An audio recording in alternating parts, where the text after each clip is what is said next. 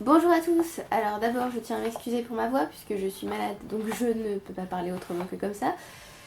Voilà, ça va être super agréable. Vous vous souvenez de ce book haul, vous savez, septembre-novembre. Vous vous souvenez de ce book haul et de ce que je vous ai dit? Oui, ce sera sans aucun doute mon dernier book haul de l'année. Lol.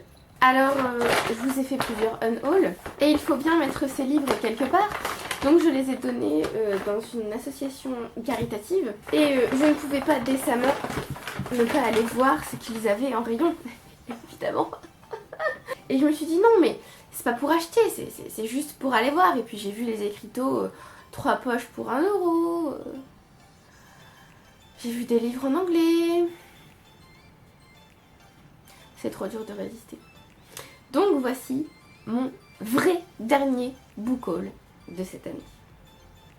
Voilà. De toute façon on est le 30 décembre, j'ai envie de vous dire, je ne peux pas vous présenter de livres après ça, ce n'est pas possible. D'ailleurs tant que j'y suis, il y a 2 nouvelles vidéos pour le vlog de Noël à Poudlard qui vont sortir, je ne sais pas quand parce qu'elles sont très très longues à monter, donc je suis désolée si ça prend un temps colossal.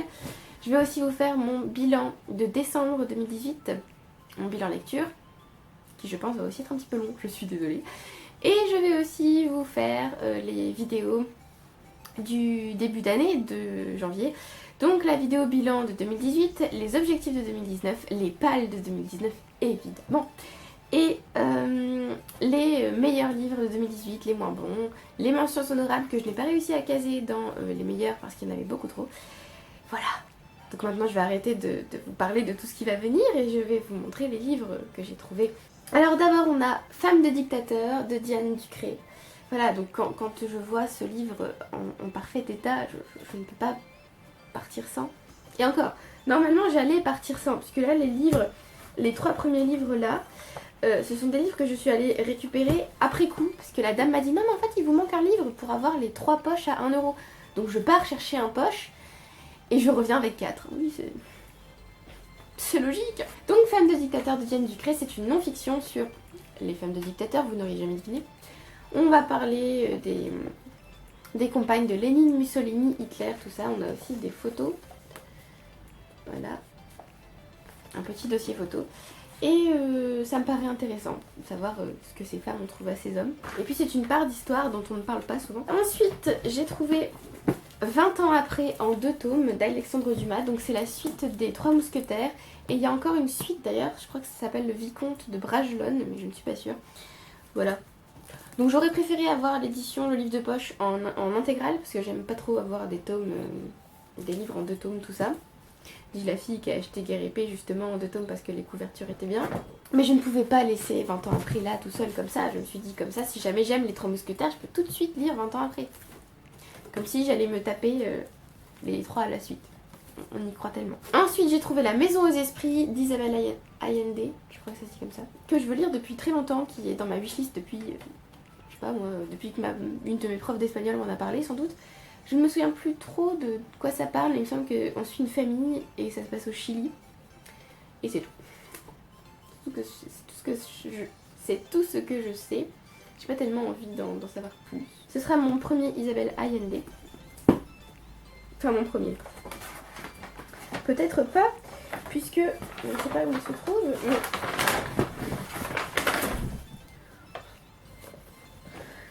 Mon chat est complètement fou. Mais j'ai aussi trouvé La Cité des Dieux Sauvages du même auteur.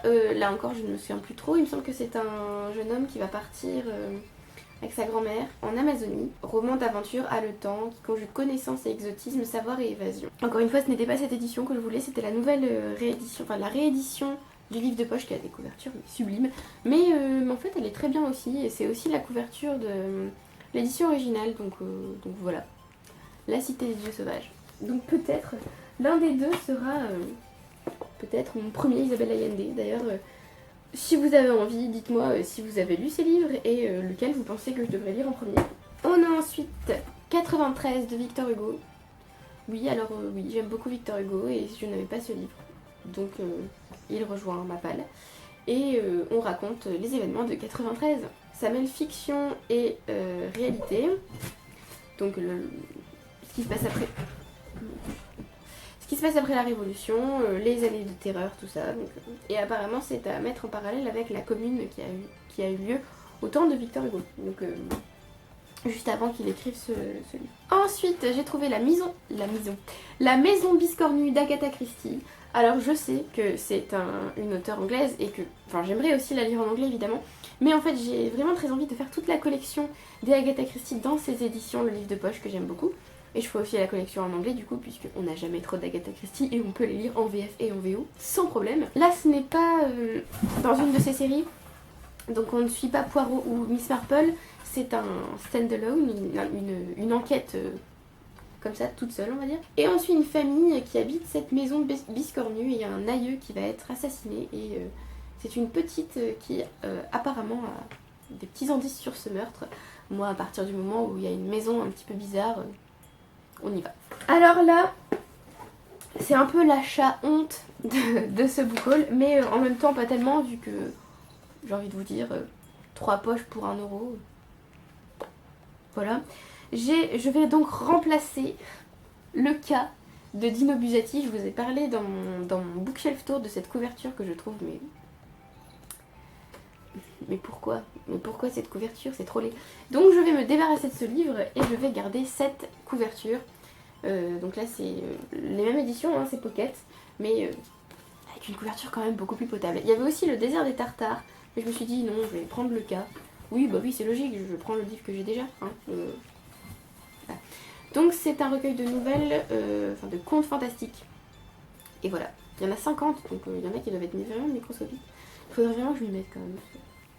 Ce livre, je veux le lire depuis tellement longtemps, c'est n'importe quoi. J'ai aussi trouvé Lucrèce Borgia de Victor Hugo. Oui, bah, je collectionne les Victor Hugo, donc il était là, donc il est venu. Vous me direz, en neuf, il aurait pas été beaucoup plus cher, hein, mais voilà. Et voici Le Dernier Jour d'un Condamné, mais j'avais pas tellement envie de lire ça là, donc non. Je sais que je peux le trouver un peu n'importe quand et un peu n'importe où d'occasion, donc si vous ne saviez pas, on suit Lucrèce Borgia en Italie, je ne sais plus en quelle année. Enfin c'est une fiction, mais c'est une fiction historique quand même, puisqu'on suit quand même des personnages qui ont vraiment existé. Ensuite on a Terre des Oublis de Duong Tu Huong. Oui, ce qui est bien en fait, là où je vais acheter mes livres d'occasion, c'est qu'ils ont que des livres en français pratiquement. Donc je ne peux pas acheter de livres en VO. Et heureusement. Et heureusement en fait que je n'achète plus mes livres traduits de l'anglais en VF, parce que sinon j'aurais dévalisé le truc. Il y avait tellement de livres qui me faisaient envie, je me suis dit mais celui-là il aurait été là en VO, je l'aurais primé direct. Donc vous allez me dire quel rapport avec Terre des Oublis. Ce qui est bien donc c'est que comme je n'achète plus mes livres traduits de l'anglais, je suis obligée d'acheter des livres soit français, voilà français c'est tout, ou traduits d'autres langues. Et donc ce livre a été traduit du vietnamien. Et voilà, ça me permet de découvrir d'autres littératures et ça me force à acheter plutôt des livres traduits d'autres langues ou exclusivement français. Et je trouve ça bien parce que ce livre il est dans ma wishlist depuis 3000 ans. Je ne me souvenais pas du tout de l'histoire et en relisant le résumé je me suis dit waouh. Alors le nom, je me souviens vraiment pas avoir ajouté ce livre à ma wishlist. Je me souviens l'avoir ajouté parce que je m'intéressais à la littérature asiatique et je me disais mais en fait j'ai rien lu quoi. Enfin... Et donc on va suivre Mien, une jeune femme vietnamienne qui s'est remariée après la disparition de son mari. Sauf que, je ne sais plus combien de temps après, il réapparaît. 14 ans, voilà. 14 ans après, il revient et il réclame sa femme. Voilà, donc on découvre un peu les traditions du pays, si j'ai bien compris. On découvre le passé de 3 personnages, victimes d'une société pétrie de principes moraux et politiques, tout en évoquant, donc là c'est l'auteur, qui évoque avec bonheur la vie quotidienne de son pays, ses sons, ses odeurs, ses couleurs. Donc voilà, ça me dit bien et c'est un roman de l'après-guerre du Vietnam. Voilà, donc. Par contre, il est vraiment énorme. 701 pages, je crois. Non, 700 pages pile. On a ensuite... Oui, alors oui, je sais pas ce que j'ai fait, j'ai craqué, j'ai pris pas mal de gros livres en fait. On a ensuite Aurélien de Louis Aragon, qui est dans ma wishlist aussi depuis très longtemps et que j'ai envie de lire. Voilà, je ne sais même plus exactement de quoi ça parle, je sais juste qu'on va suivre Aurélien. C'est formidable, donc je me dis que c'est un classique. Donc. Ensuite, on a La Porte de Magda Szabo. Du coup, je ne sais pas trop comment on prononce. C'est une auteure hongroise et ça a l'air d'être complètement ce que j'apprécie dans des livres. On va suivre 2 personnages, vraiment c'est une confession. Et la narratrice raconte sa relation avec Emerence Zeredas, je suppose que ça se dit comme ça, qui a été sa domestique pendant 20 ans, et donc elles sont toutes les deux très différentes, et apparemment, la narratrice a tué Emerence, et elle explique pourquoi, si j'ai bien compris. Donc ça a l'air très sympa, et j'aime beaucoup la couverture. Ça a l'air bien énigmatique, tout ça. Donc, comme je vous disais, voilà, encore un auteur d'une littérature que j'ai jamais abordée, donc voilà. Mais j'ai tout de même trouvé un livre en anglais. Évidemment, et quel livre! J'ai trouvé Bright Stars, The Complete Poems and Selected Letters of John Keats, donc de John Keats, dans l'édition Vintage Classics. Quand j'ai vu ça, quand j'ai vu cette tranche rouge tout au bout du rayon, j'ai fait non. Non, ils peuvent pas avoir un Vintage Classics ici. Et si. Et voilà, il est là. Il est avec moi. Pas grand chose à dire de ce livre, à part que je suis très heureuse d'ajouter un nouveau Vintage Classics à ma collection. Et que, comme c'est de la poésie, je suis contente parce que ça fait un moment, comme je vous dis, que j'ai un peu laissé tomber la poésie et c'est dommage. Donc c'est mi-non-fiction, mi-littérature classique, puisqu'on a aussi des lettres, la correspondance du poète. On arrive aux 2 derniers livres que j'ai trouvés. Oui, je me suis lâchée, hein. J'ai donné 4 cartons de livres, mais en même temps j'ai repris quand même quelques livres de là-bas. Donc, Charlie 9 de Jean Telet, que j'avais vu de bonnes critiques dessus il y a très longtemps et ça m'intriguait puisque c'était une fiction sur un personnage historique, voilà. Donc c'est sur Charles IX, le roi de France, apparemment l'un des plus calamiteux.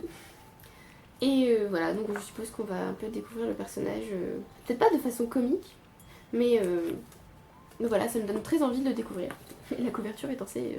Et enfin, le tout dernier livre, achat inspiré par Gabi qui a lu ce livre il y a pas mal de temps, il me semble. Il me semble qu'elle a même lu le tome 2 cette année pour son challenge des séries. J'ai l'impression de vous faire une question dans Question pour un champion, vous savez, genre vous allez devoir appuyer sur le buzzer pour me donner la réponse, tout. J'ai trouvé les trois royaumes tome 1 de Luo Kuan-chong, donc de la littérature chinoise, et il me semble que j'ai jamais lu de littérature chinoise de ma vie. Et je me suis rendu compte cette année, concrètement. Et je me suis dit, tiens, mais ça a l'air super sympa. Oh, bah tiens, ça a l'air super sympa. Donc j'ai ajouté plein de livres à ma wishlist, sans en acheter aucun, évidemment. Et donc voilà, j'ai trouvé celui-là et je me suis dit, allez, c'est l'occasion, lance-toi. Bien sûr, le livre est un beau bébé assez gros.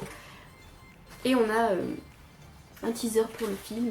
Donc je regarderai peut-être le film après avoir lu tous les livres, puisqu'il y a 3 tomes. Alors, j'ai relu l'arrière. Et en fait, j'ai pas relu l'arrière. C'est-à-dire que j'ai regardé l'arrière et j'ai fait ouais, c'était à peu près ça, je me souviens. Et je l'ai pris. Et je me souviens l'avoir ajouté à ma wishlist, mais dans sa version intégrale. Et en fait, il fait 3600 pages. Donc je me sens pas d'ingérer 3600 pages d'un coup. C'est peut-être mieux d'avoir les éditions comme ça, divisées, on va dire. Alors, ça se passe en Chine, au 3e siècle. On va suivre la dynastie Han touche à sa fin. Les 3 royaumes Wei, Shu et Wu peinent à s'entendre et les rivalités sont vives. Donc en gros pour moi c'est une épopée guerrière, un petit Iliade, oui voilà, véritable Iliade chinoise.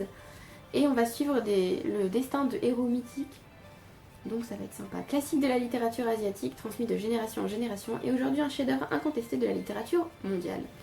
Donc voilà, apparemment les personnages sont aussi familiers aux Chinois que nos 3 mousquetaires. Et l'inquiétante figure de Cao Cao a troublé les rêves de maints petits Chinois de 13 ans, comme le cardinal de Richelieu est venu effrayer notre enfance. Voilà, ça me donne vraiment envie de découvrir la culture chinoise à travers ce livre. Et il y a d'autres livres comme ça, d'autres romans que j'aimerais découvrir, chinois par exemple, Au bord de l'eau. Il y a aussi un autre livre, il y a énormément de livres que je voudrais lire qui font partie de la littérature chinoise, mais souvent ils sont énormes. Celui-ci fait... Et encore, c'est qu'un premier tome, vous vous rendez compte. Celui-ci fait 640 pages. C'est pas écrit très gros. Donc voilà. Voilà, donc c'est tout pour ce book haul. Je vais quand même vous montrer tous les livres ensemble. Bien sûr, comme quelqu'un de très professionnel et de très comment dire, préparé à ce genre de choses, j'ai mis les livres dans n'importe quel sens. C'est-à-dire qu'il y en a, vous verrez les dos et d'autres non. Donc je suis obligée de les remettre histoire de vous les montrer. Je suis quelqu'un de formidable. Je suis sûre que vous m'aimez beaucoup. Alors, voici donc les 15 livres qui s'ajoutent à ma palle. Et comme je suis très intelligente, je les ai mis dans le mauvais sens. On adore. Voilà, donc les 15 nouveaux livres. Donc ils ne seront pas... Enfin, vu que je vous ai déjà fait le bookshelf tour et que je vous ai déjà demandé de choisir, ils seront pas vraiment inclus dans la palle de 2019, mais si jamais dans ce book haul vous voyez un livre qui vous intéresse beaucoup, que vous voulez me voir lire ou quoi, vous pouvez me dire ah bah comme j'ai pas choisi 3 ou 5 livres dans tes bibliothèques, j'aimerais que tu lises celui-là et que tu l'inclues dans ton classement, ce genre de choses. Voilà, et puis ça pourra m'influencer, hein, parce que du coup, comme j'ai acheté ces livres récemment, j'ai tous envie de les lire, évidemment. Voilà, je vais les reposer parce que c'est lourd. Voilà, donc c'est tout pour ce book haul, j'espère que vous avez apprécié, n'hésitez pas à me dire si vous avez lu certains de ces livres ou si vous avez envie de les lire. Merci beaucoup à ceux qui aiment, qui commentent et qui s'abonnent, et je vous retrouve bientôt pour de prochaines vidéos. Bye.